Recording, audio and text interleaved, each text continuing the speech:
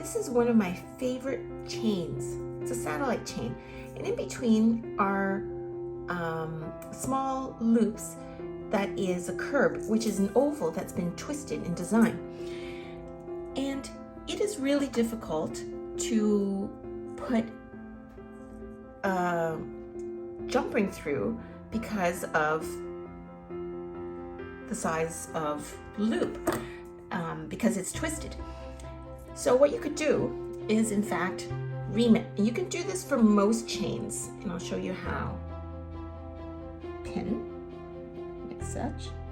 Start off with a smaller pin, so it's easier. You see, now it has gone through.